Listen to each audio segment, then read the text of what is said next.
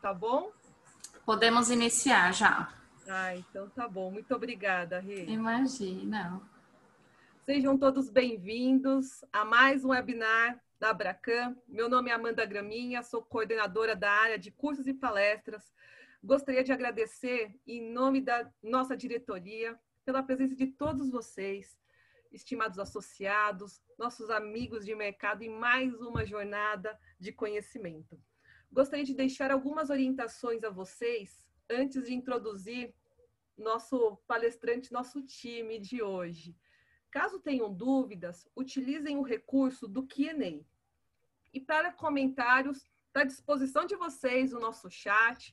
Inclusive, nós adoramos quando vocês citam aqui no chat o seu nome, o seu local, a sua cidade, a sua instituição. Adoramos saber de onde vocês estão falando. Nossa intenção é movimentar o conhecimento do Oiapoque ao Chuí e o céu é o limite. Então, vamos lá. E a webinar de hoje, Remessas Ambiente Regulatório. Segundo dia do terceiro ciclo de palestras Abracan no tema de remessas. Temos aqui, como embaixador da semana, Luiz Eduardo Citro. Ele que é diretor da LEC Benchmark Consultoria e membro da diretoria da Abracan.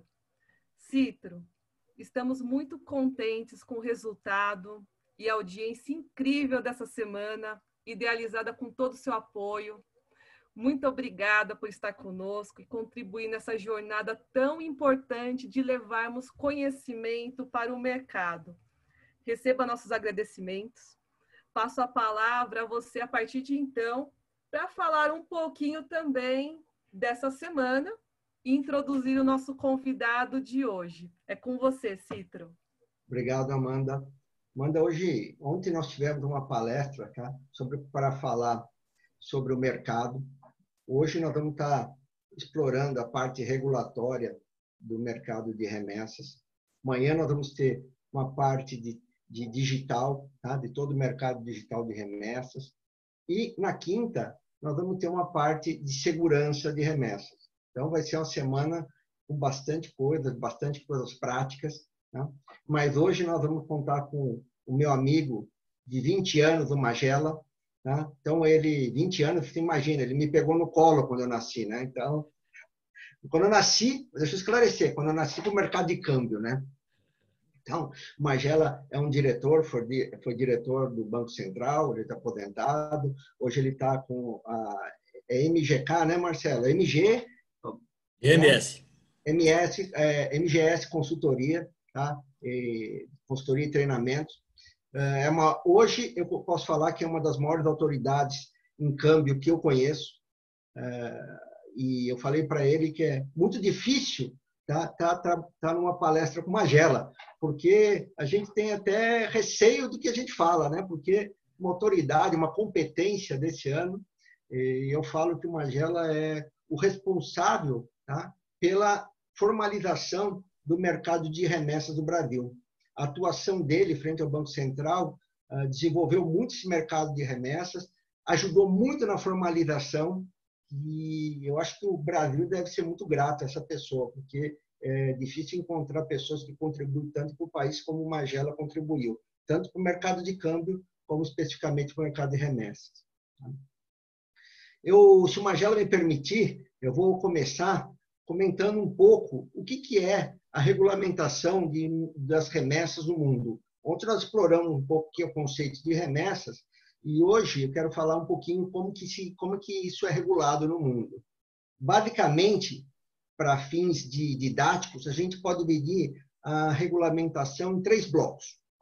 O primeiro bloco, que é o caso da Argentina, são o controle pelos órgãos de prevenção à lavagem de dinheiro, tá? Onde as empresas devem adequar sua operação para cumprir com a regulamentação de prevenção e lavagem de dinheiro. E eles têm a obrigação de gerar relatórios de operações suspeitas para a entidade, né, de prevenção à lavagem de dinheiro. E quando você tem uma operação de câmbio, para remessa de envio de dinheiro ao exterior, elas são centralizadas em entidades financeiras, autorizadas a operar com câmbio. Então, poderia dizer que comumente são os bancos. Tá? Então, você tem a remessadora, né, a empresa de remessa, reporta para um órgão de inteligência financeira, um FIU, né, e tem a obrigação de estar sempre reportando, né, as operações suspeitas e, quando tem que fazer um câmbio, ela se dirige a uma entidade financeira regulada. O segundo bloco são o registro de entidades, que é o mais comum, que é o caso da Inglaterra, da Itália, tá? Onde as empresas precisam registrar em uma agência especial ou em algum setor de um banco central. Tá? Para realizar as operações, existem diferentes níveis de registro que vão estabelecer distintos requerimentos e responsabilidades para as empresas. Tá? E o registro exige profissionais com experiência, tá? E também com constituição legal da empresa no país. Esse é um segundo bloco. Existe um terceiro bloco, que é uma licença especial, que é o caso dos Estados Unidos, em que as empresas devem cumprir com requisitos estabelecidos pela lei para solicitar uma licença. No caso dos Estados Unidos, você tem a licença estadual e você exige essa licença em 47 dos 50 estados americanos. E você tem uma licença também do FinCEN, que você tem que registrar a empresa até 180 dias depois do início da operação. E os controles são sempre a níveis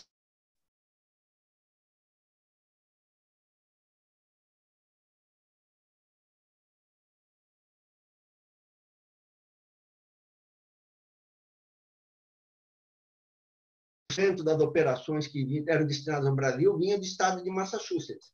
E o Magela pôde conversar com o regulador, onde ele começou todo esse trabalho de formalização das transações e remessas. E foi apenas uma visita onde ele explicou, o pessoal entendeu, falou, é assim que é o Brasil. Isso mudou muito a figura da formalização no país. Aqui no Brasil, o mercado de remessas ele é regulado pelo Banco Central e ele está dentro, né, da regulamentação cambial.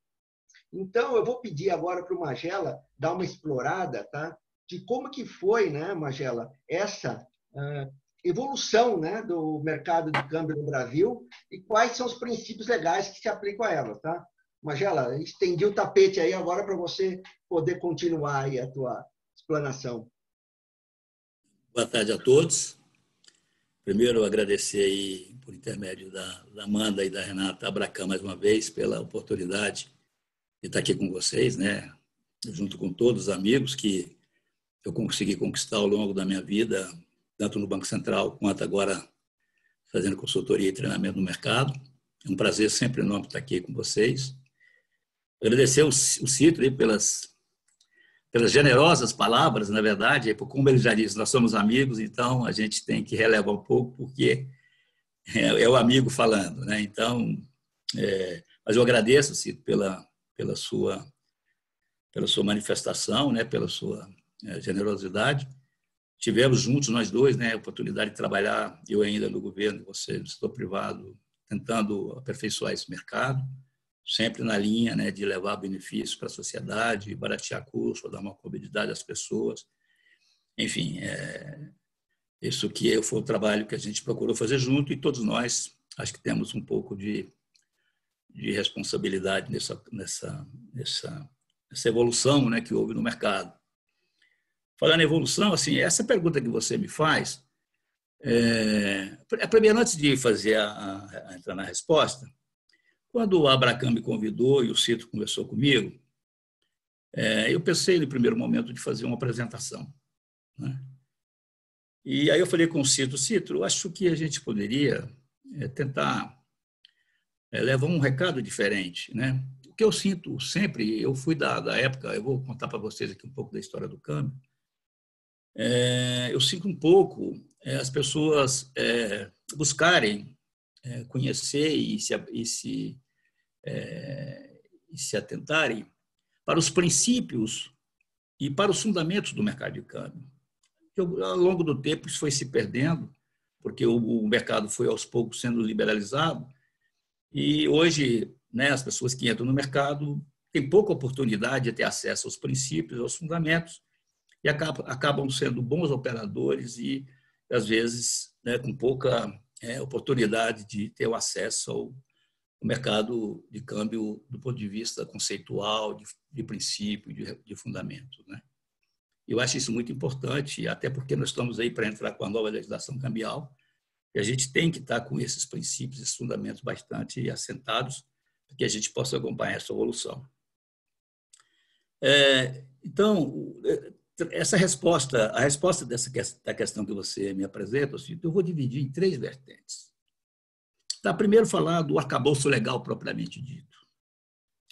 Depois falar de uma competência que é outorgada ao Conselho Monetário Nacional e ao Banco Central do Brasil, não só para regulamentar o mercado de câmbio, para regulamentar, para supervisionar e para interferir no mercado de câmbio, se for necessário. E a terceira vertente, aí vamos falar um pouco da evolução, como é que as coisas evoluíram.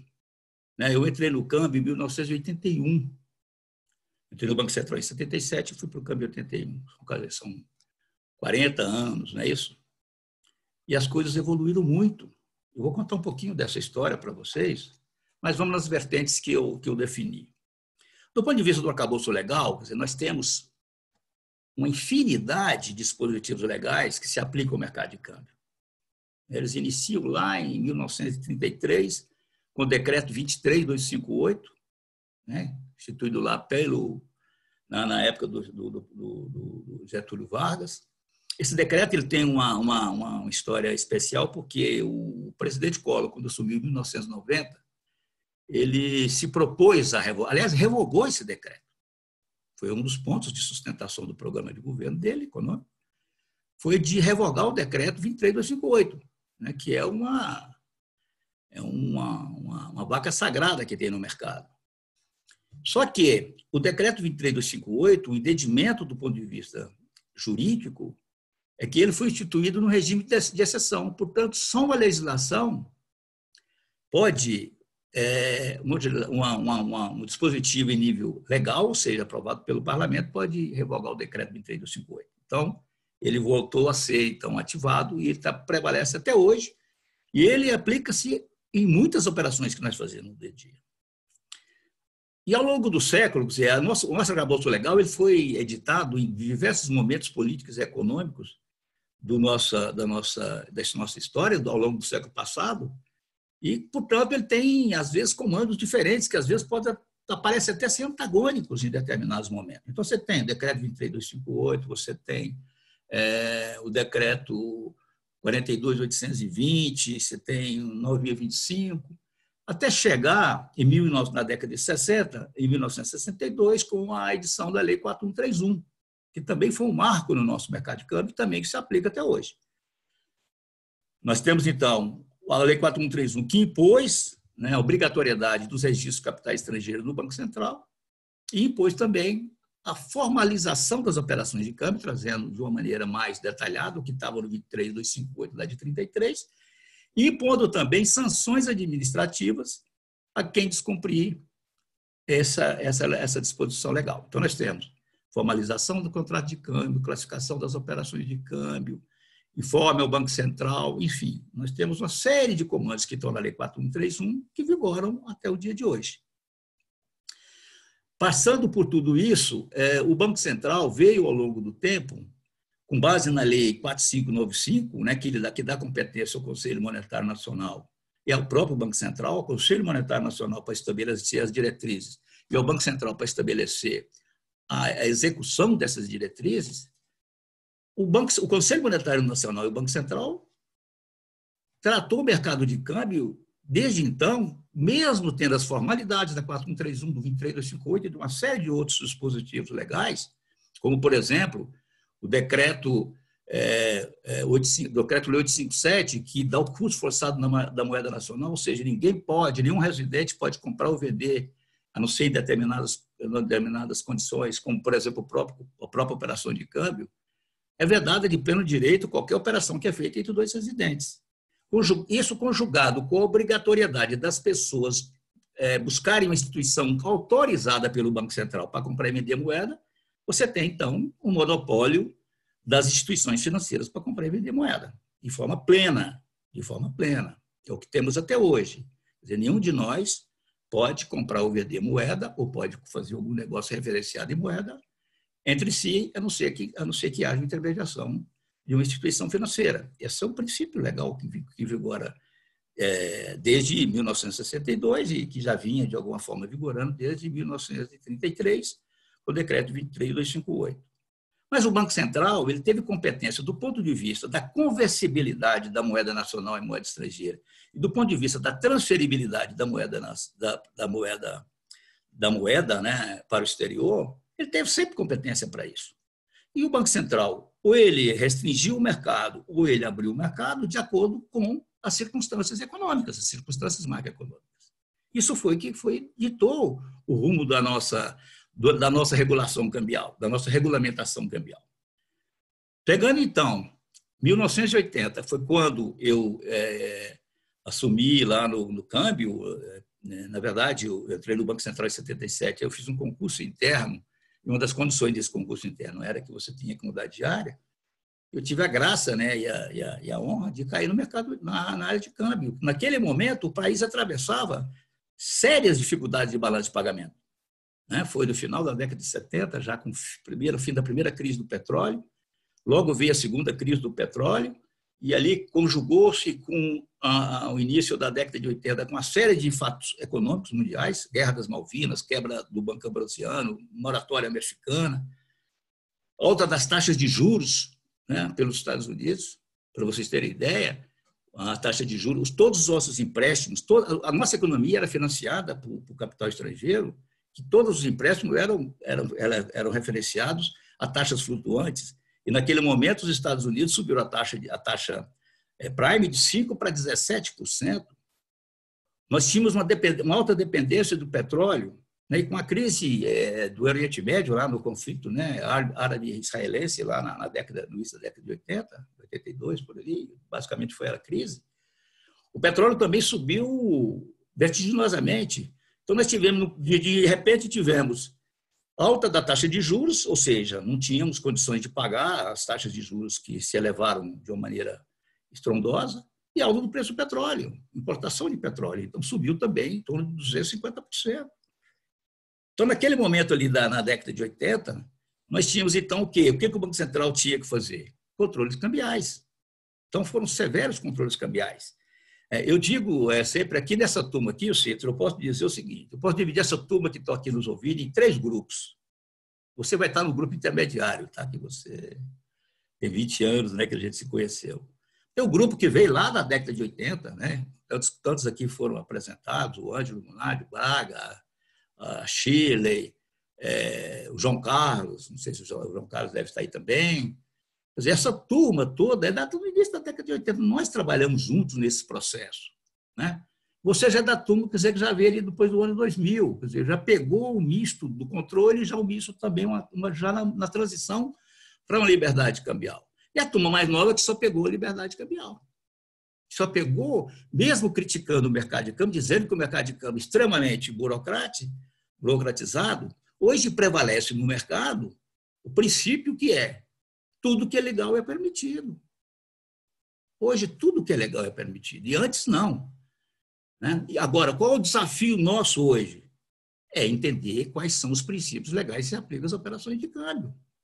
Porque toda operação de câmbio, dependendo da natureza, tem uma legislação que se aplica a ela. Seja a legislação cambial, seja uma legislação correlata do ponto de vista de evasão de divisas, que é a Lei 7492, seja da própria legislação tributária, e outras que se aplicam a determinada natureza. Se é seguro, tem regra da SUSEP, se é fundo imobiliário, tem regra, fundo de investimento, tem a regra da CVM, enfim. Quem opera no mercado de câmbio tem que ter uma visão ampla dos princípios legais, dos princípios regulamentares que a eles se aplicam. Por isso, quando você coloca quais são as grandes evoluções que houve nesse mercado e quais são os princípios legais ainda aplicáveis, eu digo que é imenso do ponto de vista legal. O arcabouço legal é imenso.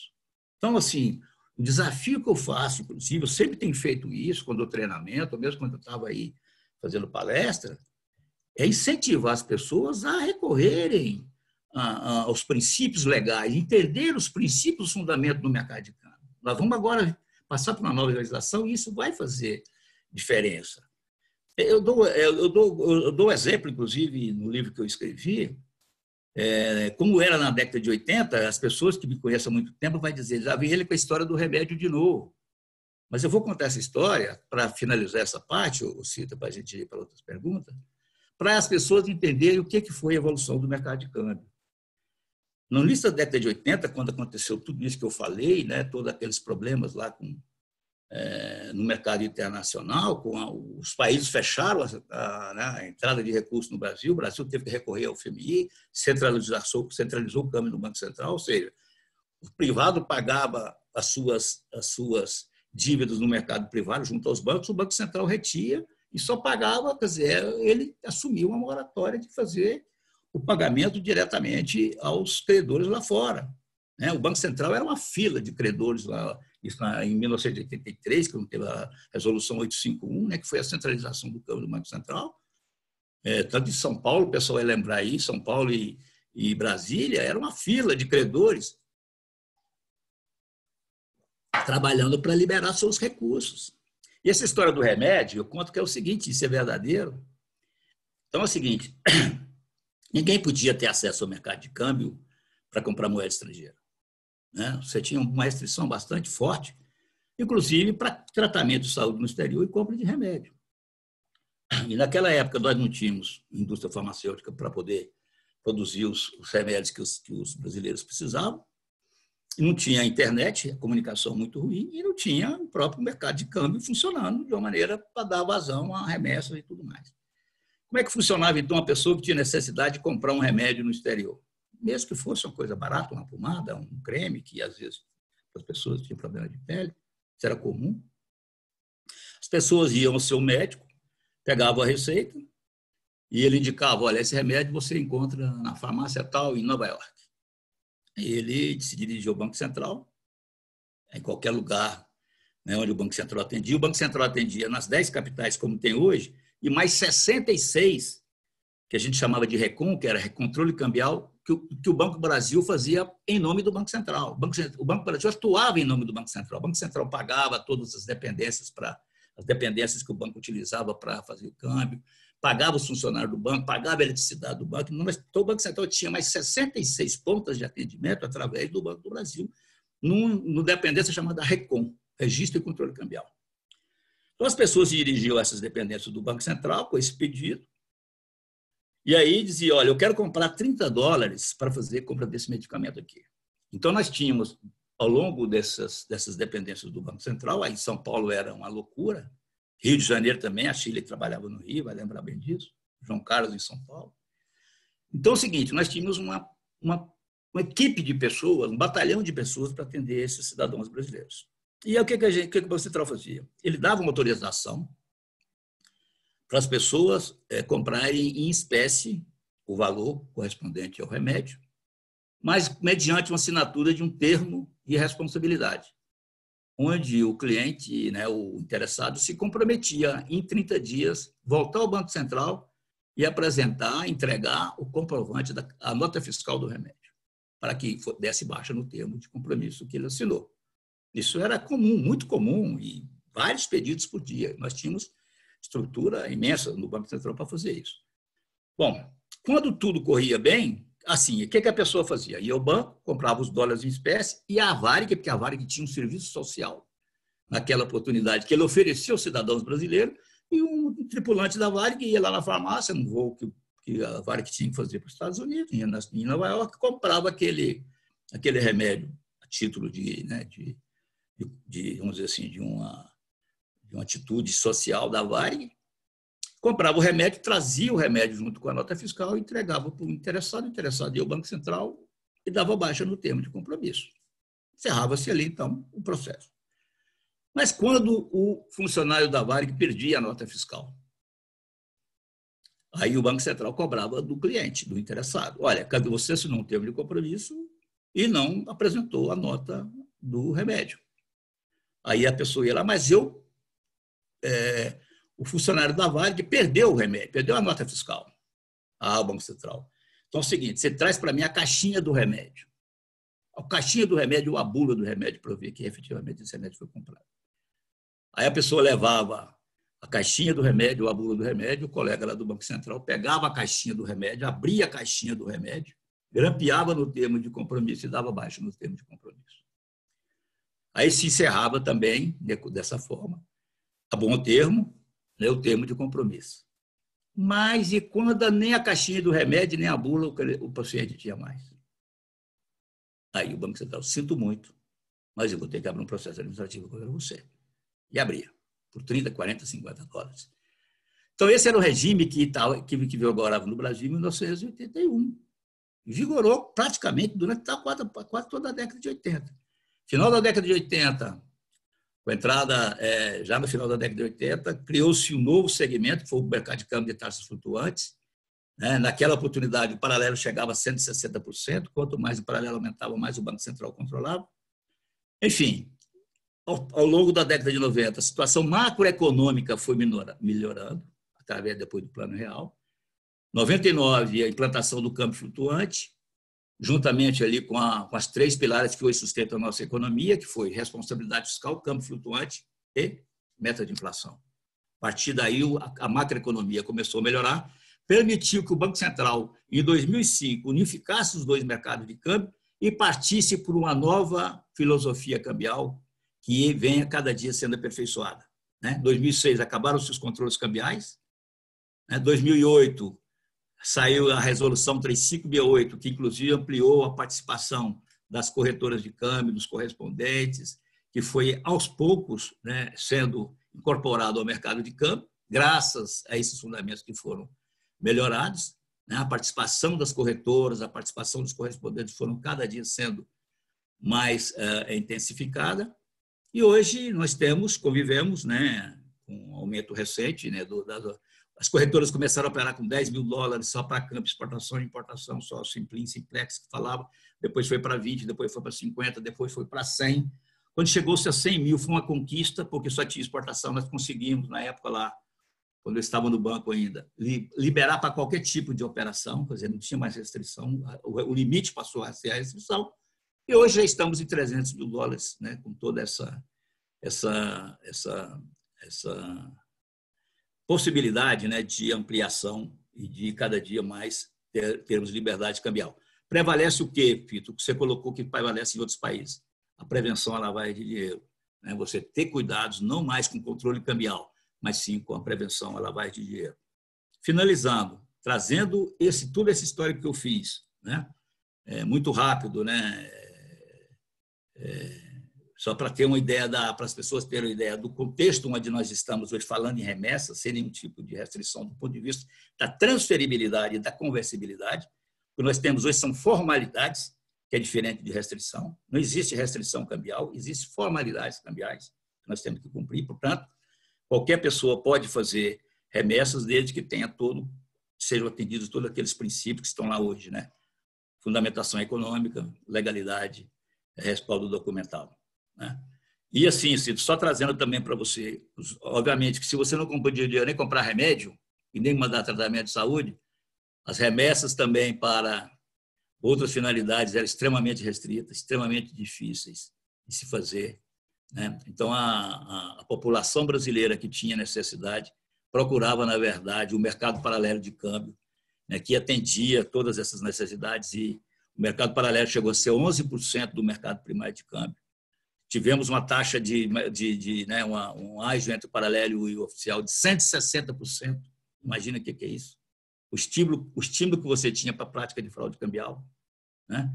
Por isso, restringiu-se viagem, restringiu-se remessa, viagem para a América do Sul, 250 dólares, 50 dólares aqui, 250 recebendo lá, na outros continentes, 500 dólares, 400 lá e 100 dólares em espécie. Enfim, as pessoas viajavam comprando dólar no paralelo.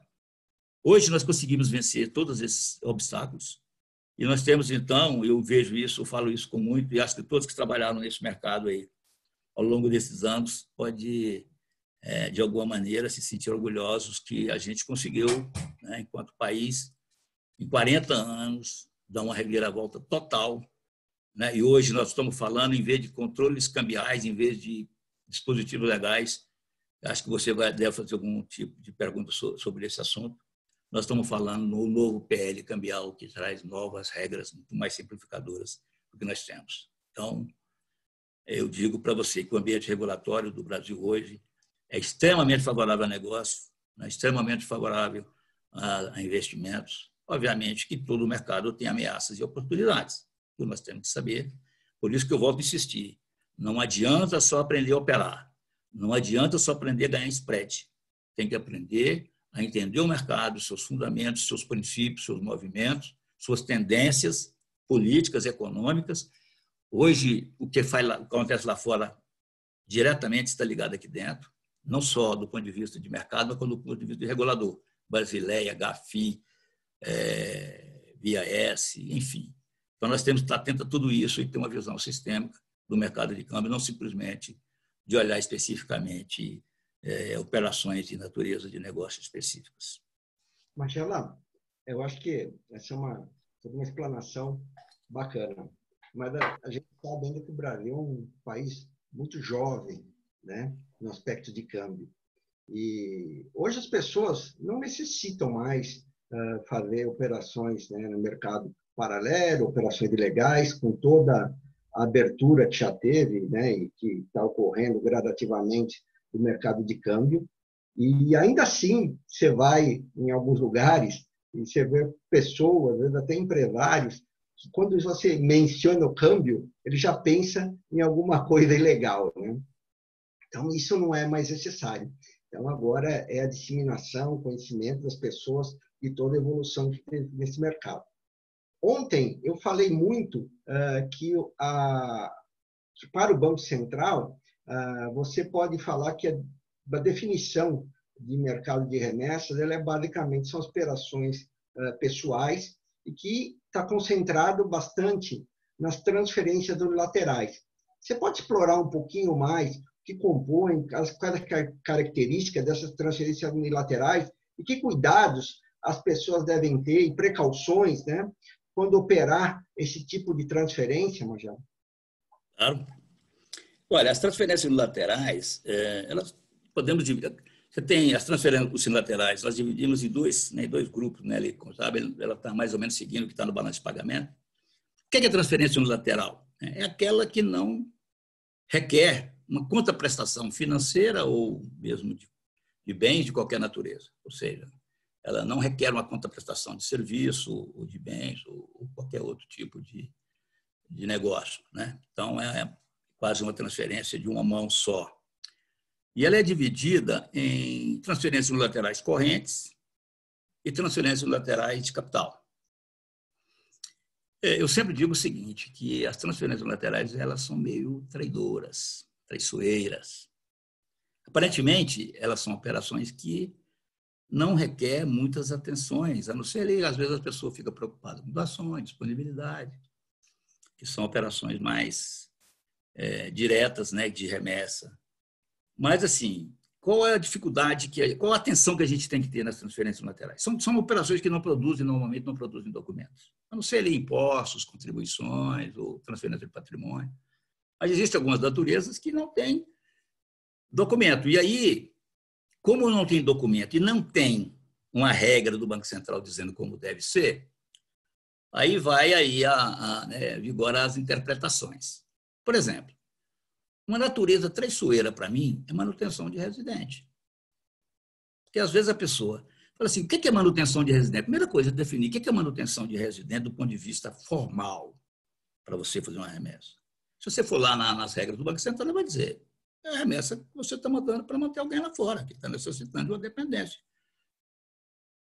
Mas ele não diz, tem que estar na declaração do imposto de renda do cidadão que está remetendo, tem que ter uma comprovação de dependência, tem que ter um limite de quantidade por ano, tem que ter um limite de valor por ano.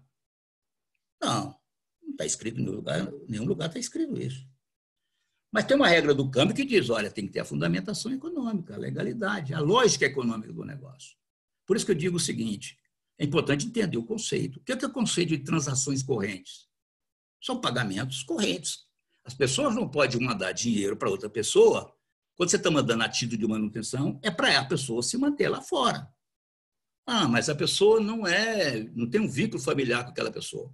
Mas uma pessoa pode assumir o compromisso de ajudar outra pessoa. O que nós temos que ter, então, no caso de manutenção de residente? O cuidado para não deixar que essa natureza que se trata de manter pessoas, quer dizer, o próprio nome de transações correntes, para ela se custear lá fora, não é para ela investir, não é para fazer outro tipo de negócio lá fora.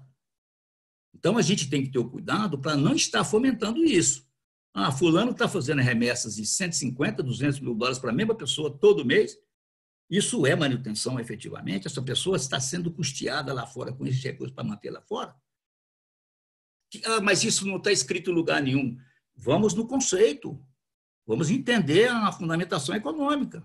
É lógico, é razoável isso acontecer de forma sistematizada? Outra coisa, às vezes misturarem as transferências, as naturezas, para efeito por razão de tributo. Ah, disponibilidade tem um IOF maior do que manutenção. Aí você pode haver uma arbitragem entre as duas naturezas. Ter cuidado com isso. Ah, mas foi o cliente que declarou. Bom, o cliente declarou uma coisa. Oferecer esse produto como um produto alternativo ao cliente, isso é outro problema. E o Banco Central, eu já vi coisas que o Banco Central está atento a isso. Por exemplo, remessa de manutenção, onde às vezes um casal que está aqui, mandando para sua conta lá fora, e eu já vi o Banco Central, eu vi uma vez um comentário sobre isso no seminário, as pessoas, por exemplo, um casal manda para o outro dizendo que é manutenção, sendo que os dois estão aqui no Brasil. Olha, não é manutenção, isso é disponibilidade, ele está botando na conta lá fora. As pessoas não estão lá, estão aqui. Como é que você está dando manutenção a uma pessoa que está aqui? Então, esses cuidados, manutenção, isso é um ponto. Doação. A doação, às vezes, a pessoa rejeita de colocar, porque doação vai pagar depois o imposto aqui internamente, ou mesmo disponibilidade no exterior. Então, o que eu digo é o seguinte, nessa questão das transferências unilaterais, é sair da armadilha. Muitas vezes o apetite ao risco é maior do que a observância dos conceitos. Entender os conceitos. O que é uma manutenção? O que é uma transação corrente?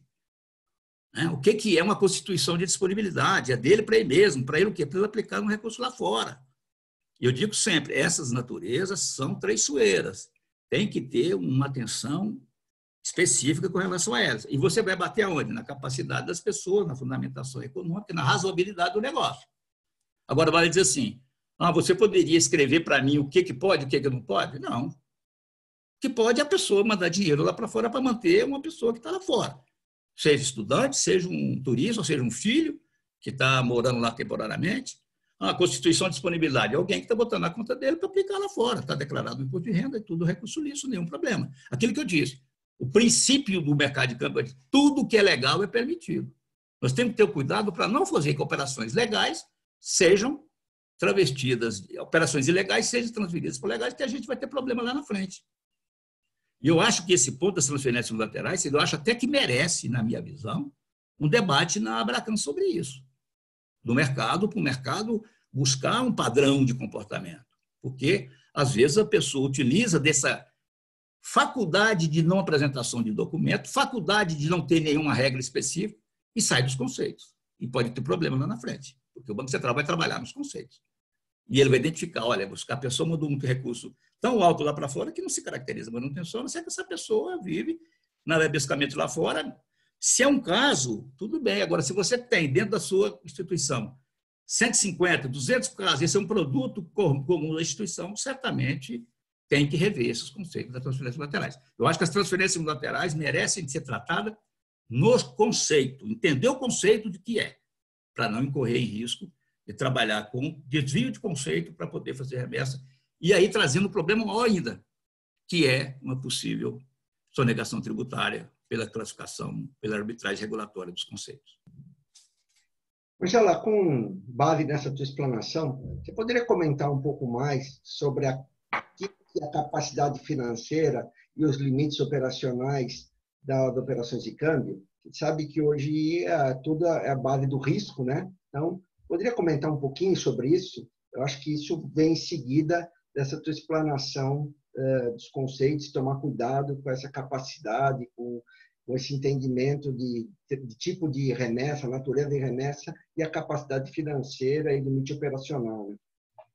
Tito, capacidade financeira e limite operacional são pilares da prevenção e combate. Eu estou dizendo prevenção e combate, porque às vezes a gente não sabe fazer distinção de prevenção e combate.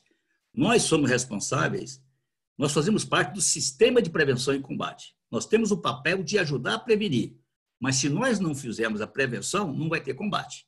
Porque nós é que comunicamos ao COAF que vai passar para os órgãos de persecução penal e criminal fazer o combate. E se você não olha a capacidade financeira e o limite operacional do cliente, você não vai ajudar no combate. E você pode ter problema lá na frente. Isso, inclusive, deu problema para várias instituições, porque esse é um ponto inegociável, tanto do Banco Central, quanto do ponto de vista de conselhinho, quanto do ponto de vista de qualquer órgão de prevenção à lavagem de dinheiro. Por quê? Porque, principalmente nas operações de câmbio, né, que você manda o recurso lá para fora e depois fica uma dificuldade enorme para ver.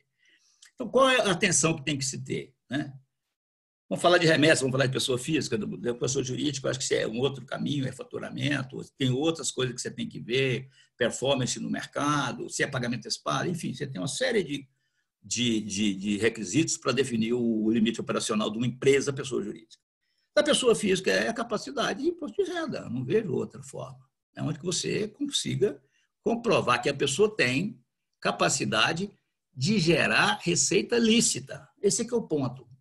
Primeira coisa, sair da armadilha também do patrimônio. A pessoa tem um prédio na Avenida Paulista. É um patrimônio altíssimo. Mas não está alugado, ninguém vai lá, pois não gera nada de receita. E ele não tem nenhuma receita. Então a receita dele é zero. Mas ele tem um prédio na Avenida Paulista. Ele tem patrimônio, mas não tem capacidade financeira. Ele tem capacidade patrimonial, mas não tem capacidade financeira. Então, é saber o que? Capacidade financeira é a capacidade que a pessoa tem de gerar receita líquida e declarar o imposto de renda. Está lá na declaração dele como rendimentos tributáveis e está lá para você ver. Né?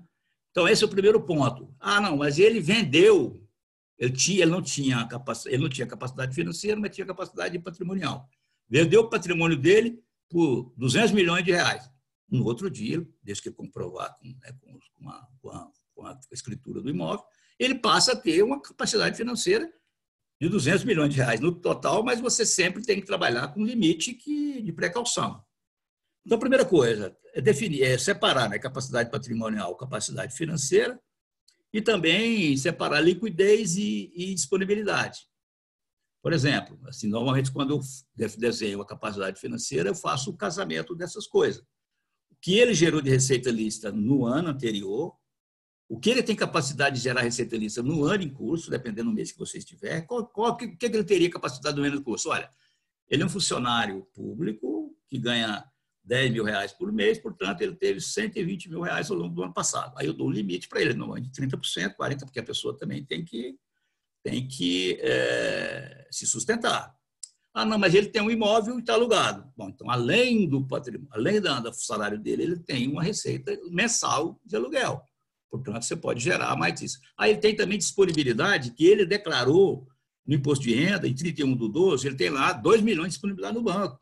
Bom, então isso também pode gerar, porque ele tem liquidez, ele pode pegar aquele dinheiro, transformar aquilo, monetizar no outro dia e ter capacidade de enviar lá para fora. Então, a capacidade financeira, primeiro, o foco deve ter sempre qual a capacidade que a pessoa tem de gerar receita lícita, independentemente do ativo e do rendimento que ele tenha. Esse aqui é o ponto. Né? Ele tem capacidade de gerar receita lícita, porque às vezes também a pessoa apresenta, ao longo do ano, receitas auferidas e não tem comprovação de que foram lícitas. Olha, ele está aqui, ele está no banco dele, dia 31/12 do ano anterior, ele não tinha nada no banco. Aí ele vai, dia março do ano seguinte, ele chega no banco com um saldo, um extrato bancário de 2 milhões de reais. Como é que esses 2 milhões vão parar na sua conta? Qual a origem disso? Qual a sua capacidade? Você vendeu algum imóvel? Se 31 de dezembro do ano passado você não tinha, agora 3 meses depois você tem, me comprove isso. O fato dele ter disponibilidade não significa que ele tenha capacidade financeira, porque a capacidade financeira é receita lícita. Da mesma forma que não pode ter capacidade patrimonial, somente a disponibilidade também não é motivo para você dar um limite para a pessoa e capacidade. Então, focando, acho que a maioria do mercado trabalha já mais ou menos dessa forma, é focar duas coisas: receita lícita, patrimônio não é, por si só, motivo para gerar capacidade financeira, como também disponibilidade em banco, também por si só, não é. Como uma pessoa também vendeu a caminhonete. Sim, mas essa caminhonete estava no imposto de renda dele no ano passado? Não estava, então. Ele não tem receita lícita. Esse ativo dele estava fora da tributação. Portanto, esse valor da caminhonete que ele vendeu, ou do apartamento que não estava declarado, não pode servir para você definir a capacidade financeira dele.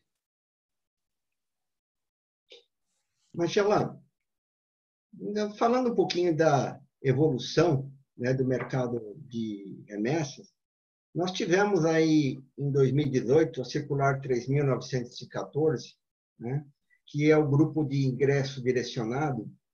Como é que funciona esse ingresso direcionado? Né? Uma evolução para as remessas? E quais as vantagens de usar essa sistemática do ingresso direcionado?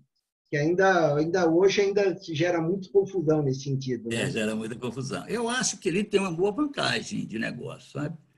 A Circular 3.914, ela veio na esteira, né, de um estudo lá no âmbito do G20, que visando baratear, né, o custo das remessas, né, das remittances, né? Aquele que o Daniel apresentou ontem, você também falou em custo, né, de remessa. O G20 está preocupado com isso e está buscando formas de baratear custos e está pedindo aos países para ver regras mais simplificadas para barateamento de custos. Inclusive, tem uma agenda na ONU, né? Não sei se ontem vocês comentaram sobre esse ponto, né? Eu ouvi a conversa de vocês até 2/3, depois eu tinha um outro compromisso, eu tive que sair. Mas tem uma agenda da ONU que diz que até 2030, né, o nível, né, de custo de remessa tem que chegar a 3%. E quem tiver acima de 5% de custo vai ser tirado fora do mercado e tem todo lá umas condições. E esse estudo do Banco Central da 3914 veio na esteira desses estudos. Tá? É uma coisa muito simples e, assim, eu não sei por que assim, que algumas instituições entendem que não trouxe benefício. Porque o que ele faz? Hoje, você tem as regras, né, que eu falei da obrigatoriedade da interveniência de uma instituição autorizada, né? E tem que fazer na autorização, uma instituição autorizada pelo Banco Central, tem que fazer o contrato de câmbio, tem que vender moeda estrangeira. Então, por isso, você só traz um custo. Individualmente, cada vez que você recebe recebe um valor de 300 e 400, 500, até 3 mil dólares, né? O custo, às vezes, fica mais alto. O que o Banco Central fez? Ele permitiu que as instituições autorizadas a operar em câmbio, aqui no Brasil, seja corretora, seja banco, obviamente que ela vai ter que ter uma congênere lá fora com quem ela faça um convênio, onde ele pode fazer o seguinte: essa pessoa arremessando, que quer fazer remessa de dinheiro para cá, vamos supor que ele tenha ao longo de todo mês, vamos botar uma média diária de mil remessas, né? De 1.000 remessas de 3 mil dólares, né? Daria o quê? 3 milhões de dólares, é isso? E aí, se ele tivesse que fazer isso todo dia, tinha que fazer de forma individualizada. Então, o que o Banco Central fez? Permitiu que a instituição possa receber uma ordem de pagamento só em moeda estrangeira, contemplando todas essas remessas, e cujo beneficiário é a própria instituição autorizada pela ICAMB, ou seja, o banco ou seja a corretora. Ou seja, não é o beneficiário, pelo menos na ordem de pagamento, não é a pessoa que vai receber o recurso. A instituição recebe essa ordem e aí ela coloca na sua posição de câmbio, ela faz uma compra dela para ela mesma. Aí ela abre uma posição comprada de câmbio e aí, se ela não tiver os reais correspondentes, se ela não tiver outra operação inversa no dia, ela pode ir ao interbancário e fazer a venda desses dólares. Ou seja, ela traz o dólar em seu nome, faz a venda do interbancário para fazer os reais e credita os reais diretamente nos beneficiários em reais, diretamente na conta, sem necessidade de qualquer tipo de negociação com o cliente, já é direto para a conta do cliente. Ou seja, para o cliente que está recebendo, ele está recebendo diretamente em reais aqui na sua conta. E para o remetente que está fazendo a remessa lá de fora, ele está comprando também reais lá fora, né, e não dólar. Ele está entregando moeda estrangeira para converter em reais que vai para a conta do parente dele aqui dentro. Uma vez por mês, a instituição, a corretora, o banco, faz uma mensageria única, né, o container, com todas essas transferências e informa para o Banco Central lá na CAN 204. E aí o Banco Central tem todas as informações das pessoas que remeteram e receberam. Assim, pode parecer algo assim muito óbvio, mas assim, eu acho que se você tiver um parceiro lá fora, que seja, vamos dizer assim, que tenha uma quantidade boa de clientes, você pode fazer uma operação única de câmbio por dia, com base em uma remessa única, uma operação única de câmbio, entrega de reais direto aqui, tranquilamente. Eu acho que foi pelo menos uma tentativa, né? Eu vejo, eu não conversei ainda com as pessoas que avaliaram isso e não quiseram fazer, outras que avaliaram e estão fazendo, se isso é bom ou ruim, ou se não pode ter, onde é que tu está pegando, acho que é o ponto também de entender se tem algum tipo de inconveniente nessa norma, que, olha, isso aqui para mim não é bom por isso, é o caso de avaliar, o Banco Central quer que isso funcione, né? Então, assim, essa aqui é a vantagem, né? Você ter uma operação única de câmbio, onde você é o beneficiário e você vai fazer a operação direta, né? Eu ontem comentei na minha apresentação um estudo da ONU sobre remessas e onde ele comenta. Sim. Você falou sobre essa questão dessa agenda da ONU, não? Falei. Eu li esse documento da ONU, é um documento de 150 páginas, tá? Onde eles fazem um estudo muito completo, tá? E quando eles falam também das projeções de imigração, que eles devem chegar a 3% em 2050, e também que a polarização da economia, né, ela vai colaborar, né, para o aumento da imigração internacional. Então, toda vez que você tem crises, você tem também proteção, você tem os mercados tentando se proteger, os mercados tentando crescer, e isso, né, favorece a imigração e, por outro lado, a remessa. Então, a remessa está sendo muito importante. O custo da remessa hoje no Brasil, ela gira em torno de 8%, tá, Magela? E está caindo ao longo do tempo, ela está caindo. Mas hoje você está nos patamares mundiais aí de em torno de 8%. Tá? Eu acho que a tendência para você chegar a 5%, vão ter que ter melhorias, né? E aí, você, na sua opinião, como você acha que pode melhorar esse mercado no aspecto de regulamentação, né? Como você acha que pode melhorar para baratear essas operações de remessas? E como você analisa que o PL novo vai colaborar para isso, ou vai influenciar nessas regulamentação? Bom, o PL novo, na verdade, ele traz uma série de modificações, né? Eu acho que a gente tem que analisar o PL novo de diversos ângulos, né? Principalmente quem está no mercado, porque ele traz, na verdade, ameaças e oportunidades. O que você coloca aí, como é que você consegue baratear, né, custo de remessa? Nós estamos falando basicamente hoje de custo de transação. Né? Não estamos falando mais de custo regulatório, como você tinha no passado. Quando você não podia fazer a remessa, você ia para o paralelo, que era 150% mais caro. Então, era o custo regulatório. Você tinha que fazer arbitragem no mercado ilegal para fazer a remessa. Hoje você não precisa disso. Né? Hoje você tem concorrência entre as instituições para fazer a remessa. Né? Você é de uma grande remessadora internacional, que tem uma capacidade enorme de remessa. E, assim, o que essas remessadoras tradicionais têm, né, traz custo para dentro? Porque o Brasil ainda exige que seja uma instituição financeira, com todo o custo de observância que traz uma instituição financeira. Então, isso talvez o PL possa tirar. O Banco Central pode, através de o que está no PL, não sei, eu estou falando aqui pelo que está no PL, pela pergunta que você me fez. O Banco Central pode optar, por exemplo, por uma instituição mais enxuta para fazer remessa. Uma fintech de câmbio, por exemplo, exclusivamente para remessa, logicamente com todas as regras de né, de precaução, de PLD, de tudo, mas com custo de observância menor. Por isso que eu digo, isso pode ser uma ameaça para as corretoras que hoje fazem remessa, para os bancos que hoje fazem remessa. Então, nós temos que encarar de duas formas, né, ver como é que isso vai evoluir e aproveitar as oportunidades, não só assim, às vezes a pessoa, mas se vai me tirar do mercado e tal. Eu acho que não, acho que pode colocar no mercado. Vocês têm as corretoras e os bancos que hoje operam no mercado de câmbio, têm expertise, aquilo que eu digo, tem que ter conhecimento de fundamento, de princípio. Não é qualquer um que entra no mercado de câmbio, mesmo que você com esse PL novo. Existe uma série de questões ligadas a câmbio, né, de exposição, de oscilação, de hedge, né, de se preservar do ponto de vista de uma oscilação cambial. Enfim, tem uma série de pontos que quem é de outro mercado, não é fácil vir para esse mercado de câmbio. Então, mesmo que havendo aí uma simplificação de processo, eu acho que, né, é aproveitar esse gancho.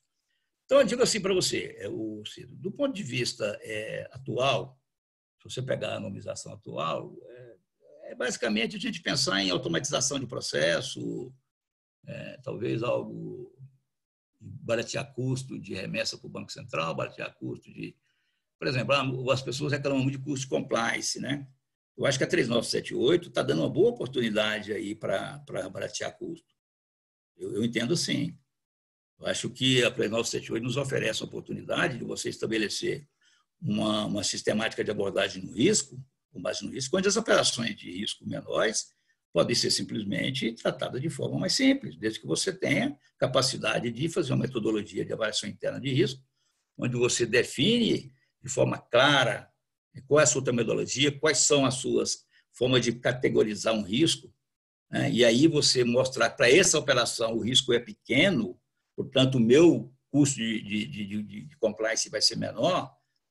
Eu acho que está dada uma oportunidade para nós aí, né? A 3978 ela trouxe uma nova metodologia de ver o PLD, né? Até anteriormente, nós tínhamos uma norma focada em cliente, focada em compliance. Aqui nós estamos focados em risco. Se nós tivermos a capacidade de fazer uma boa avaliação interna de risco, onde você consegue categorizar seus riscos e consegue classificar e dar uma escolha de risco compatível, a sua esteira de monitoramento lá na frente vai ser compatível com o risco que você identificou. Portanto, o seu risco de compliance pode diminuir. Não só para efeito de onboard, né, que da chegada do cliente na sua instituição, como também ao longo do monitoramento, do seu relacionamento e ao longo também das operações que ele vai realizar. Definir um apetite ao risco de forma clara, até onde o risco que eu quero assumir nesse negócio. Manutenção de residente, qual é o risco que eu pretendo assumir com isso? Se o risco for alto, se o apetite ao risco for alto, portanto, vai ter que ter um controle maior. Portanto, vai ter que ter um compliance com mais gente, com mais coisa para fazer. Se o apetite ao risco for moderado, aí você pode ir ao longo da esteira colocando isso também de forma moderada. Então, assim, eu vejo o risco hoje, por exemplo, você tem risco de transação, custo de observância, né, que é cumprir norma. Eu acho que, do ponto de vista de PLD, nós temos uma oportunidade boa de fazer um foco em gestão e não um foco em compliance. Eu sempre falava que o compliance ele é o determinante dentro da instituição. E ele tem que ser dentro do contexto de gestão. A gestão ela é integrada, né? Ela começa lá na diretriz estratégica que a instituição começa a estabelecer. Né? Quais são os riscos de negócio dos produtos, né, que você tem. Então, eu acho que nós temos oportunidade aí. Eu acho que essa nova regra da 3978 ela vai trazer investimentos agora, com certeza, no primeiro momento para as instituições, mas se ela fizer uma boa implantação que eu chamo de painel de PLD, né? Porque ele começa, são vários painéis que você painel integrado. Você tem o onboard, você tem o monitoramento transacional, tem o monitoramento da seleção, análise de comunicação, você tem a gestão dos processos internos, você tem a análise de efetividade, enfim. Eu acho que tem aí, isso dá mais segurança para a instituição, e ela tendo mais segurança, ela vai gerar mais negócio, gerando mais negócio vai reduzindo custo, eficiência, ganho de eficiência e ganho de concorrência. Então, por isso que eu digo, Citro, eu acho que a visão ela tem que ser mais sistêmica, mais fundamentada, mais em princípio, sabe, mais em fundamentos do que simplesmente em negócios. Eu assim, Eu sempre tive essa visão maior procurei ter essa visão mais sistêmica dos processos. Isso, às vezes, não dá resultado a curto prazo, mas se prepara para você ter um resultado a médio prazo. E o PL, ele traz, né, só para você falar do PL, ele tem uma série de modificações. Primeiro que ele pega todos aqueles do arcabouço legal que eu comentei, que foram editados desde 1930, lá atrás, e ele traz tudo para uma legislação só. Isso já é um ganho enorme do ponto de vista até de compliance, né, de você acompanhar os negócios e tal. Isso traz para o investidor, sabe, mais segurança para ele investir, mesmo investidor estrangeiro. Isso pode gerar mais negócio para nós. Então, tem essa vantagem do ganho de investimento, né, de negócios. Agora, ela traz também algumas ameaças, que é essa de o Banco Central poder autorizar qualquer instituição para fazer negócios cambiais, obviamente, que eu acho que ele vai fazer isso com cautela. Ele traz no bojo dele a questão da conta em moeda estrangeira, a possibilidade. Eu não acredito que isso vai ser feito de imediato. Isso é um dogma dentro do Banco Central e acho que não só dogma, mas como também tem uma série de contratempos que pode vir de uma medida dessa. Eu acho que é mais para dar a indicação legal de que isso é possível, né?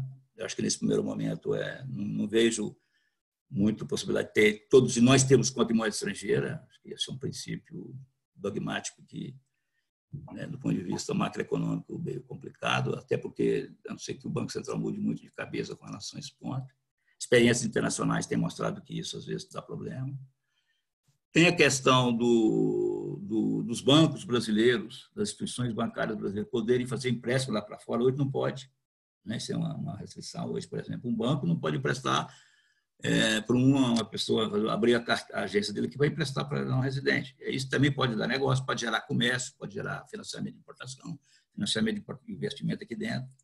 Acho que também dá uma boa janela de oportunidades. Tem uma coisa pequena lá que eu vi que as pessoas também ficaram preocupadas. Como eu disse, né, hoje a norma ela obriga a intermediação de instituição financeira para você comprar e vender. E lá eles estão uma regra lá que até $1.000, se não me engano, sobra de viagem. Né? Eu entendi como sobra de viagem. Né? O que você tem, você pode comprar de outra pessoa. Por exemplo, se você tem $1.000 aí com você, eu posso comprar de você pode ter $1.000. Então, tira a intermediação da instituição financeira. Eu acho que isso não é preocupante, porque eu acho que isso na prática já ocorre. Entendeu? Quem viaja lá para fora, que volta com $500, $600, ele não vai na instituição revender, ele vem para o irmão, para o primo, para o colega de trabalho. Eu acho que isso vem mais clarear esse ponto. Né?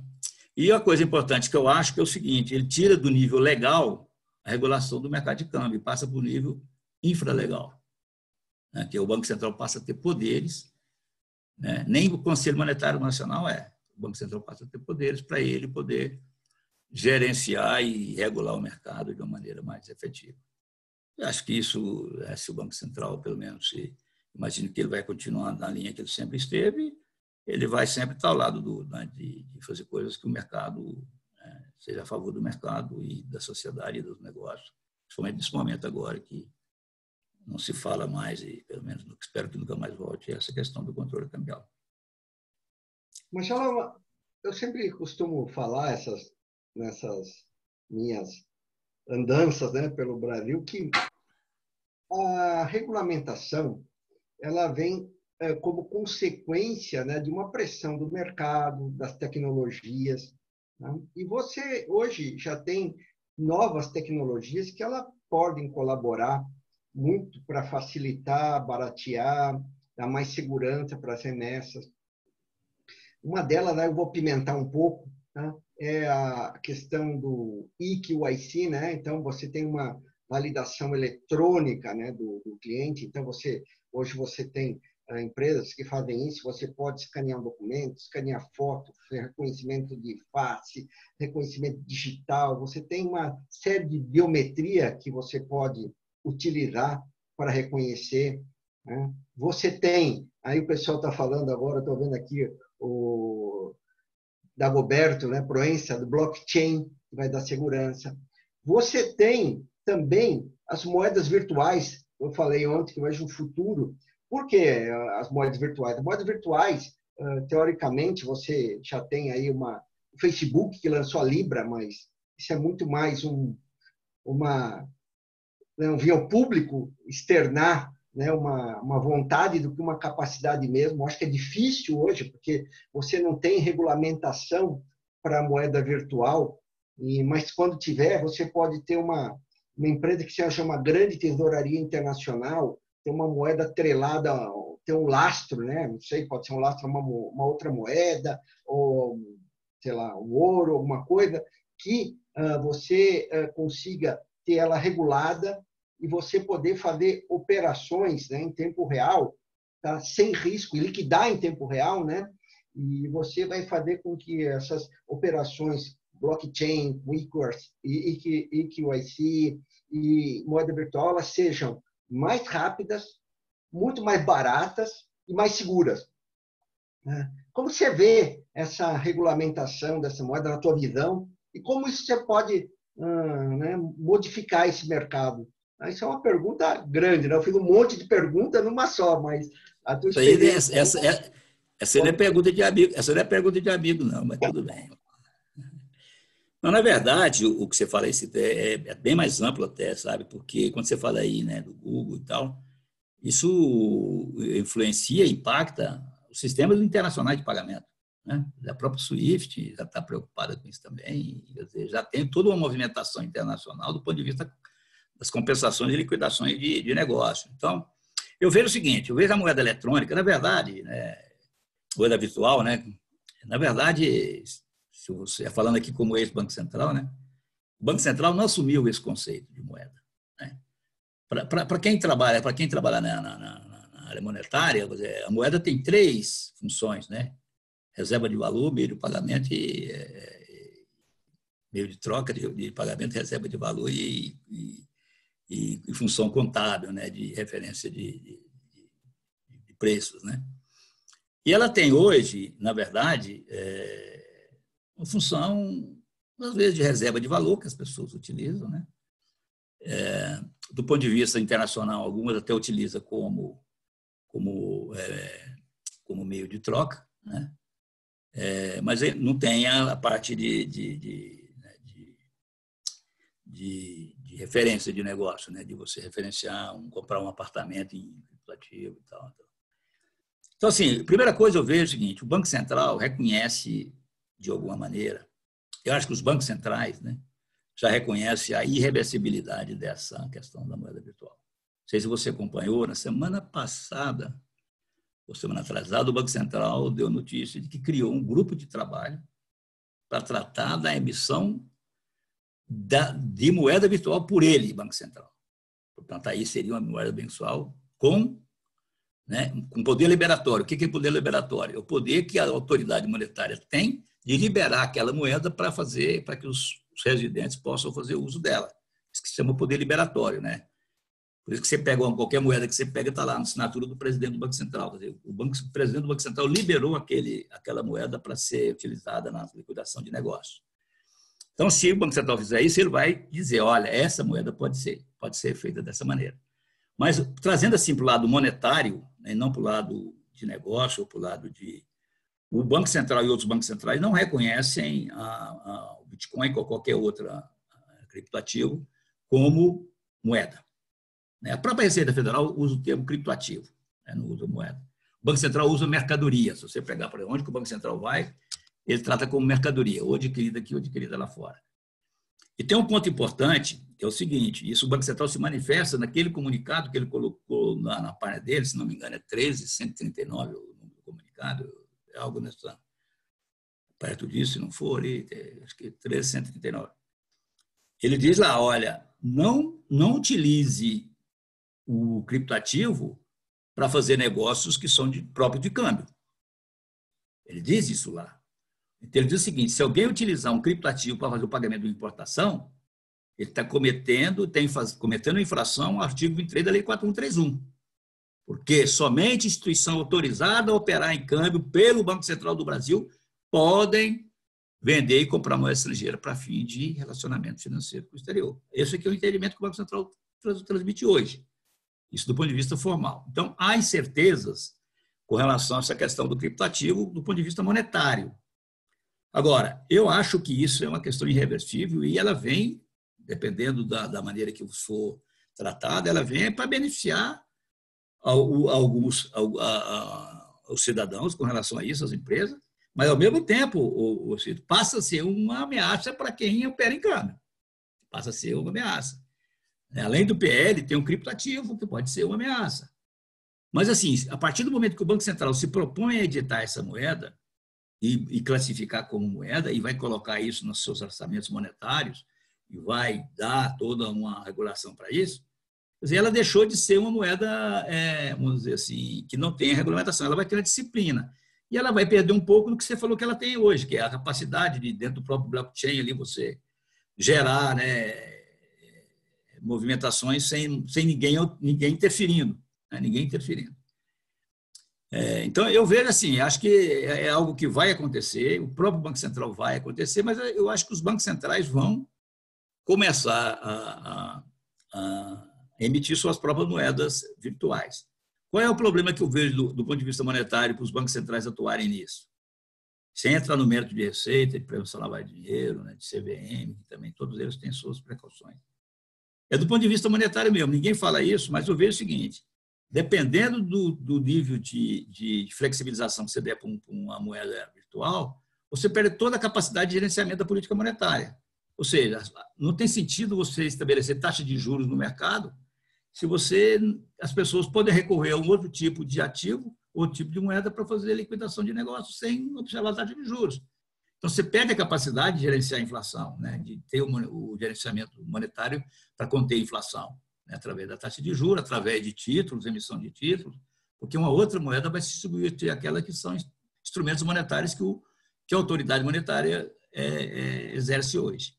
Então, assim, do ponto de vista amplo, eu estou falando aqui como uma visão monetária de Banco Central, não estou sendo contra nem a favor, estou dizendo o seguinte, isso aqui é a visão que o Banco Central tem. O Banco Central tem essa visão monetária, né, e cambial. Essas são duas visões, e uma dessas ele deixou claro no comunicado dele, e quando às vezes que o Banco Central se expressa, ele se expressa dessa forma. Né? A visão dele é monetária e cambial. E monetária, ele não reconhece o criptativo como uma moeda, e sim como uma mercadoria. É assim que o Banco Central enxerga, embora a Receita já faça lá seus ganhos de capital, né, tem criptativo e tal. Aí eu vi a pergunta, foi do Dagberto, né, que falou a questão do blockchain, não é isso? Blockchain é tecnologia. O próprio Banco Central acho que já está trabalhando, já está avaliando, porque realmente é uma tecnologia de segura, né, em blocos que você indevassável, né, em tese indevassável até agora, pelo menos todos dizem que é indevassável. E acho que o blockchain diferentemente do blockchain, é algo que já veio para ficar.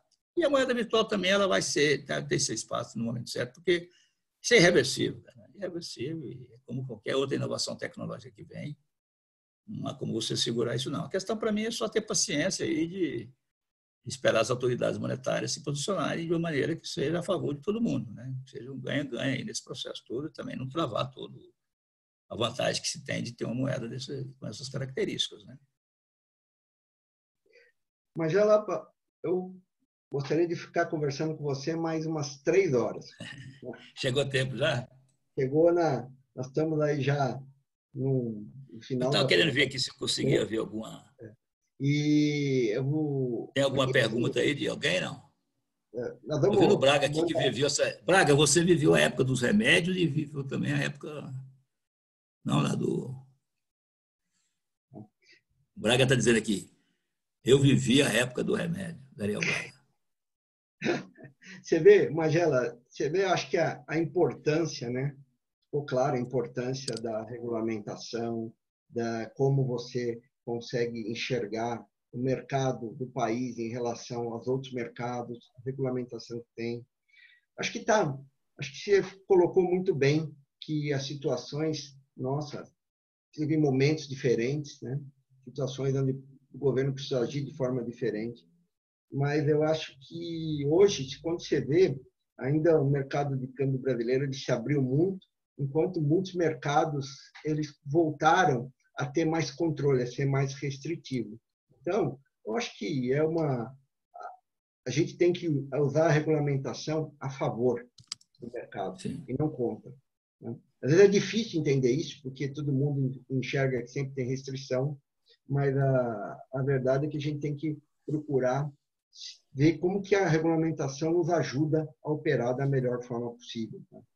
O Cito, se eu fazer um comentário sobre isso, você falou uma coisa interessante, cara. Porque sempre quando as pessoas olham qualquer normativo, você tem assim uma avaliação crítica, tá?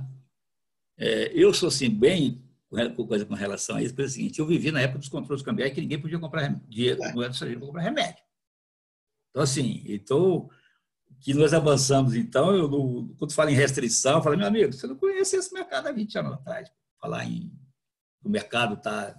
Então, assim, como eu contei, eu sou da época que o mercado evoluiu e muito. Agora, você colocou um ponto que, para mim, é imprescindível, que ele é essencial. Quando você chega e coloca uma regra, por mais draconiana que seja, e se a regra é para todo mundo, não tem perda competitiva. A perda competitiva, se você não for eficiente para interpretar aquele normativo e incorporar da melhor maneira possível. Porque o seu vizinho vai ter que também fazer a mesma coisa. O seu parceiro vai ter que fazer a mesma coisa. Eu estou indo na lógica, tá? Eu não estou defendendo norma draconiana, não. Estou dizendo o seguinte, muitas vezes você vê o seguinte, quando você faz uma norma que você dá vantagem competitiva para um determinado setor, não, aí você tem que brigar por isso. Né? Você dá uma norma que pode até dar arbitragem regulatória. Agora, se a norma é para todo mundo, poxa, não tem desvantagem competitiva. Vai ficar mais oneroso. Tudo bem. Pode ter um custo de observância maior, mas é um custo de observância para todos. Né? Então, assim, eu acho que esse é o ponto. Eu me lembro, deixa eu relembrando aqui meus velhos tempos, né? Quem é da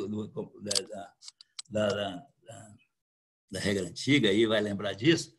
Na época que eu estava lá nos controles cambiais, o Cito, uma pessoa, por exemplo, uma empresa para fazer remessa de lucros e dividendos exterior, tinha que passar por crivo de um fiscal do Banco Central. Não podia liquidar uma operação de lucro e dividendo sem que um fiscal do Banco Central assinasse o contrato, dizendo está liberado para fazer. E, às vezes, tinha a empresa que demorava 3, 4 meses para que o fiscal do Banco Central analisasse o balanço dele. Porque o fiscal do Banco Central analisava o balanço de maneira completa para ver se ele não fez ali alguma artimanha contábil para gerar mais reais para mandar lá para fora. Quer dizer, era um controle tributário, fiscal tributário, mas faltado em cambial. Nós tínhamos especialistas em São Paulo aí que eram fenomenais. Né? Tinha um Chiro aí em São Paulo, que todo mundo, o Chiro bateu com o Chiro, conhecia tudo de balanço, fazia só que ele demorava para fazer os balanços, porque as empresas eram grandes. Então, demorava 3, 4 meses. Quando foi em 2005, quando a gente unificou o mercado de câmbio em 2005, você tinha 2 mercados. O mercado de câmbio de taxas livres, que era o comercial, e o mercado de câmbio de taxas flutuantes, que era que se falava do dólar turismo. Sendo que o turismo tinha lá aquele negócio de conta em moeda nacional, que era a época da CC5 ainda, e era o mercado com mais liberdade. Então, você tinha um mercado mais restrito e um mercado com mais liberdade. Quando houve a unificação do mercado de câmbio em 2005, caminhou-se para o mercado mais livre. Então, o que nós decidimos lá? Eu me lembro que a gente estava num trabalho de equipe, lá avaliando isso. Nós chegamos à conclusão, o que nós vamos continuar autorizando? A gente estava decidindo a equipe de câmbio, que envolveu várias pessoas, inclusive de regionais e tal. O que a gente vai continuar? Nós chegamos à conclusão, me lembro, no sábado à noite, a gente estava estudando, a gente chegou à conclusão seguinte, a gente está trabalhando no final de semana, porque era para sair rápido. Aí chegou, não temos que autorizar mais nada. Aquilo foi para nós ali, né? Quem falou isso, falou assim, poxa, foi uma ofensa quase, heresia. Não tem mais autorização do Banco Central, para nada. Essa é a conclusão que nós estamos chegando. E aquele primeiro momento foi um espanto lá na nossa equipe. Depois nós fomos começar, realmente não tinha necessidade de autorizar mais nada. Quando houve a unificação, o recado do mercado foi esse. Frete pegava 4 autorizações do Banco Central, você tinha que ter autorização para receber moeda nacional, tinha que ter autorização para tudo. Aí o Banco Central chegou e disse para o mercado, está dispensado a autorização do Banco Central. Vale o princípio da legalidade e fundamentação econômica e respaldo documental. Tiro no galinheiro. O que veio lá? Que a empresa que fazia, bancos que faziam a remessa de lucros e dividendos, aliás, só tinham um banco que fazia, 2 bancos que faziam, porque tinha, né, capacidade de fazer isso. No primeiro momento se assustaram, nós não vamos fazer remessa de lucro e dividendo mais, porque eu não tenho capacidade de eu mesmo fazer o exame para saber se essa remessa de lucro e dividendo está correta. O Banco Central fazia para ele. O Banco Central ia dar hora para fazer. Então, o que aconteceu? 6 meses, o mercado ficou travado. Inclusive, o Brasil foi denunciado na Câmara Brasil e Estados Unidos que ele estava proibindo remessas de lucro e dividendos para o exterior. E o Banco Central provou ao contrário, agora pode ir no outro dia, pode fechar num dia e no outro. 6 meses. Os bancos, alguns bancos se especializaram em remessa de lucro e dividendos e ganharam o mercado. Todos poderiam ter feito isso. Então, assim, eu sempre vejo, né, a gente tem sempre que olhar, na minha visão, ameaças e oportunidades. Né? Eu estou vendo aqui até um comentário aqui do Daniel, que falei da 3978, acho que foi sobre isso que ele falou. O mercado, às vezes, não entende a 3978 dessa forma, não. A minha avaliação é que foi benéfica. Ela vai ter um custo de implementação. Vai ter, isso é verdade. Até porque nós vamos ter que fazer alinhamento às regras do GAFI. E também acho que isso é reversível, porque o GAFI vai chegar aqui o mês que vem e vai começar a cobrar do Banco Central. E vai cobrar das instituições financeiras. Se estão fazendo. O Banco Central vai cobrar das instituições financeiras. Vocês estão fazendo? Pode ter certeza, porque outubro parece que já vem uma primeira missão do GAFI e março já vem de novo aí. E isso foi dito pelo diretor Maurício no seminário de IPLD. Ele falou, olha, o GAFI vai nos cobrar e nós vamos cobrar das instituições. Por quê? Porque é uma questão mundial, né, de regra mundial. Mas, mesmo assim, eu acho que tem, sim, oportunidades. Eu acho que tudo, e assim, quando não tem, vamos dizer assim, assimetria de tratamento, você não tem divergência, não tem desvantagem competitiva, na minha avaliação. A desvantagem é a empresa ser maior ou menor, capacidade de gerar negócio. Aí eu não sei como resolver. Né? Magela, está ouvindo? Tem uma pergunta aqui da Ieda. Então, ela está falando um pouco de uma remessa que não sei se poderia tanto em transferência lateral, mas ela fala: você teria alguma recomendação para as remessas de frete? Isso me arrepia um pouco. Todas. Veja bem, existem algumas operações de risco no mercado. Frete é uma delas. Por quê? Porque frete, normalmente, é o agente do transportador que faz. Então, a primeira coisa, você não tem condições de verificar a capacidade financeira do agente. Porque o agente, ele manuseia recurso de terceiro. Se você der, por exemplo, uma capacidade financeira e operacional com base na renda, no faturamento do agente, você vai ficar pequeno, ele não faz remessa. Porque o faturamento dele é pequeno. Mas ele movimenta valores altíssimos, porque às vezes ele é representante de mais de um transportador. Então, quais os cuidados? Primeira coisa é verificar o seguinte: em vez de você verificar, no caso de frete, em vez de verificar a efetiva capacidade financeira do agente, verificar a efetiva capacidade dele prestar aquele serviço. E ver se aquilo está contabilizado, lá tem as contas de transição, de compensação, que ele bota esse recurso, ver se ele contabilizou isso. E uma coisa imprescindível na remessa de frete é, antes de iniciar relacionamento, fazer visita ao agente, para ver qual é a efetiva capacidade dele gerar recursos. São duas situações que eu recomendo, frete e também agência de viagem, que também trabalha com recurso terceiro. No caso, o agente de viagem trabalha com recurso do viajante brasileiro, que quer ir lá para fora, ele pega os reais dos agentes e depois vai fazer a remessa. Se você for com base no faturamento dele, você não consegue dar capacidade. E você deixar em aberto também, fica ilimitado. Então, você tem que ter a capacidade de ver. E, diferentemente do capacidade financeira que eu digo, que falo que lá na parte do imposto de renda, é ver a capacidade que esses agentes, tanto de viagem quanto de frete, né, que é o agente consolidador e desconsolidador de carga, qual a capacidade que esses agentes têm de prestar serviço para gerar receita lícita aos transportadores. Que haja fundamentação econômica desse negócio. Existem outras formas de você fazer isso, verificar se o navio está no porto, tem lá na Marinha Mercante, existe uma série de procedimentos que você pode checar se aquela operação que ele está declarando efetivamente existiu, até mesmo porque, Cito, no caso de remessa de frete, existe lá um dispositivo lá do Banco Central que permite que você não envie os BLs, envie um quadro demonstrativo, que é o artigo 116, lá 3691.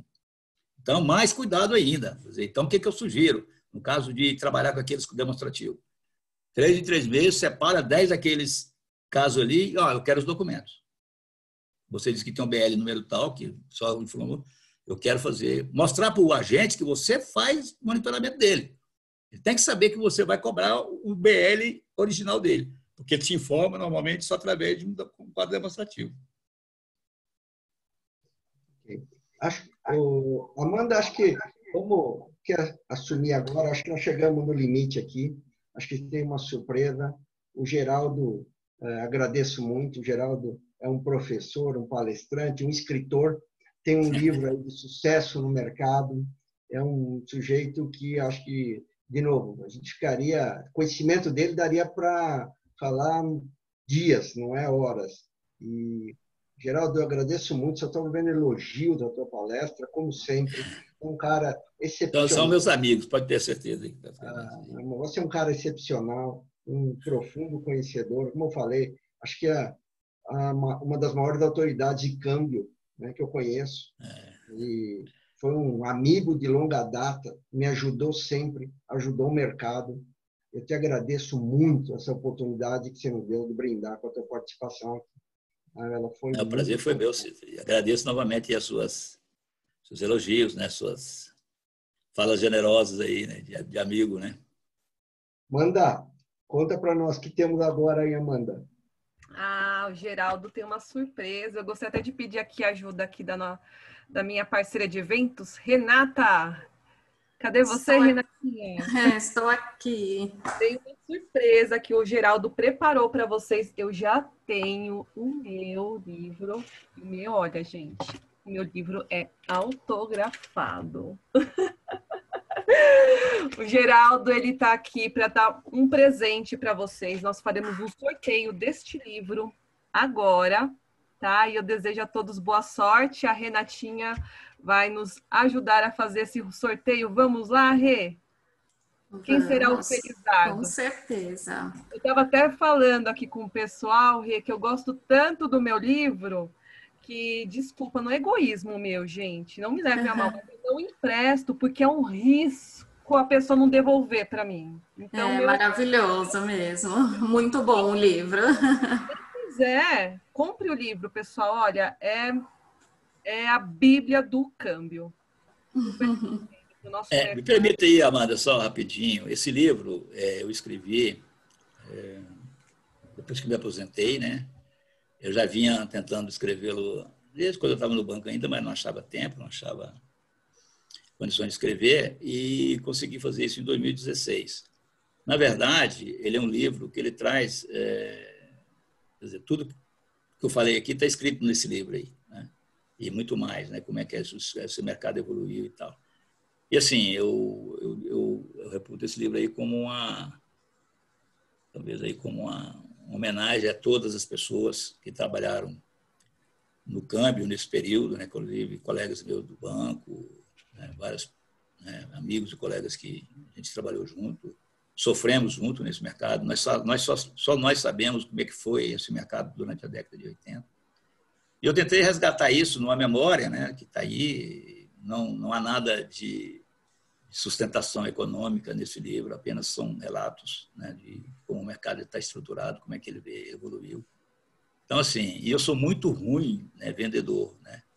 Eu não divulgo esse livro, eu não sei porquê, às vezes eu esqueço de divulgar. E hoje eu lembrei, né, como eu ia falar do campo, vou lembrar do meu livro, que eu sou um péssimo vendedor. O Ângelo Lunardi, que está aí, não sei se ele está aí ainda, meu grande amigo Ângelo Lunardi, foi que me incentivou, que me levou lá na Aduaneiras, me apresentou o Caio, né, que é o diretor lá da Aduaneiras, e a gente conseguiu colocar via Aduaneiras esse livro.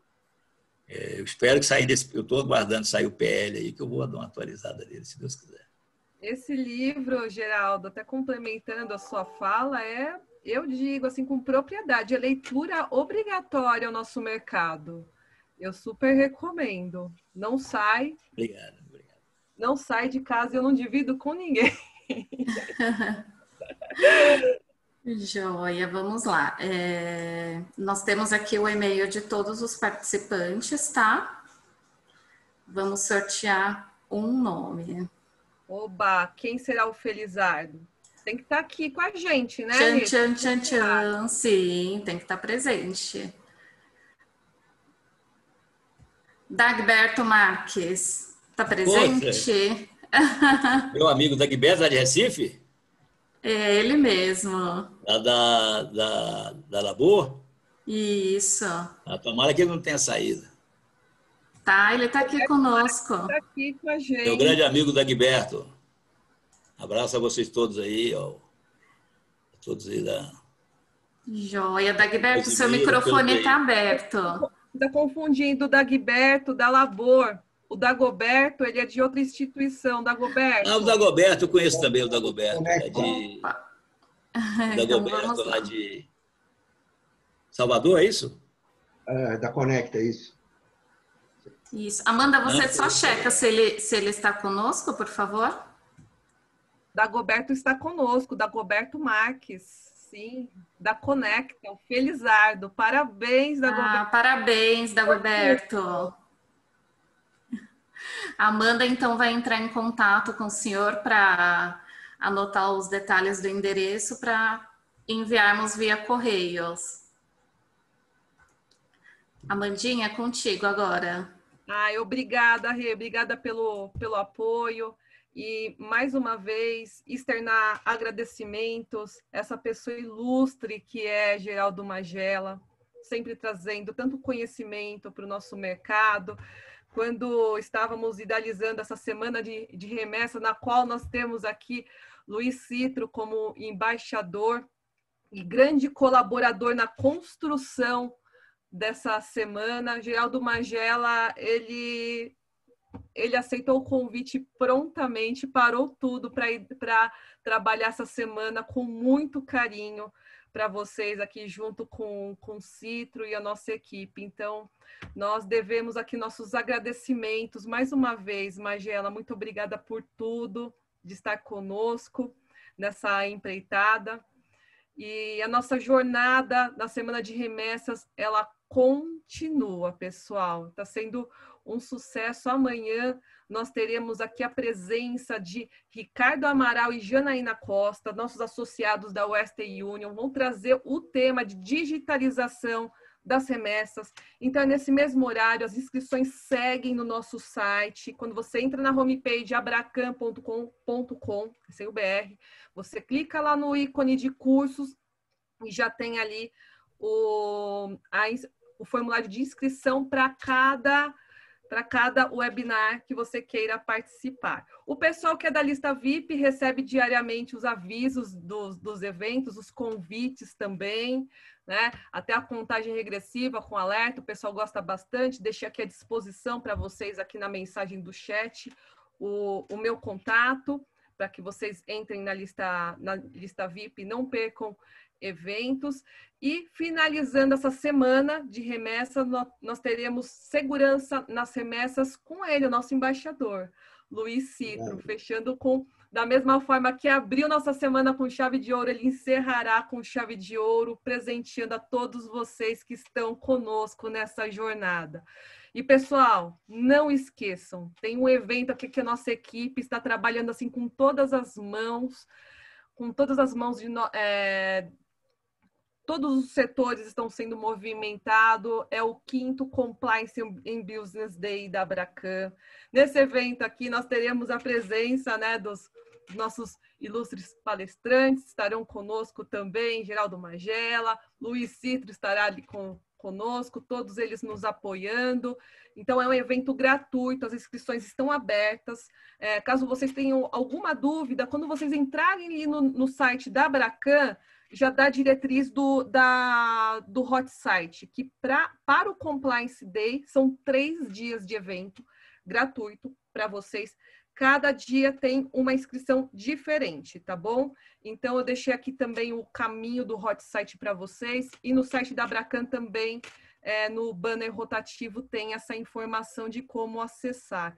No mais, só agradecê-los a todos que estiveram conosco nessa jornada. Magela, mais uma vez, muito obrigada por trazer esse seu conhecimento tão rico, tão vasto, de sempre colaborar conosco. Citro também, sempre conosco aqui nessa jornada, nossos queridos participantes que estiveram aqui conosco. Dagoberto, parabéns, felizardo, viu?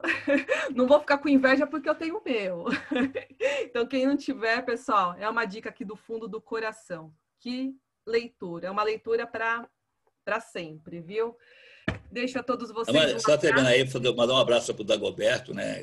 Desculpa aí, eu tinha feito quando falou Dagoberto, eu entendi Dagberto, né? Que Dagberto é nosso amigo lá da Labor. O Dagberto é colega do Banco Central também, foi do time nosso lá de antigamente, trabalhou também todo nesse processo, foi também um dos grandes colaboradores, né, nessa área internacional. Ele trabalhou na área do FIS, né, que era Registro de Capitais Estrangeiros, também era outra batalha. Enfim, mas Dagoberto, foi um prazer e acho que vou mandar com um dedicatório especial para você, tá? Grande abraço para você. Pronto, Dagoberto, feliz da vida. Mais um que vai ter essa dedicatória especial. E Amanda, muito obrigado, Cito, meu amigo. Poxa, acho que bate-bola continua aí. A gente trabalhou junto muito tempo, né? A gente discutia coisas a favor do mercado. Você foi um grande colaborador do Banco Central, né? Tinha sempre portas abertas lá e era um prazer sempre falar contigo. E está continuando aqui da mesma forma. Espero que a gente tenha outra oportunidade de fazer outros trabalhos juntos aí. Para mim é um prazer. Obrigado, Magela, Amanda, Renata. Muito obrigado para vocês todos. Para aqueles que participaram, para aqueles que fizeram acontecer, né? Sempre tem o pessoal ajudando, suportando aí para que tudo saia correto. Muito obrigado a todos.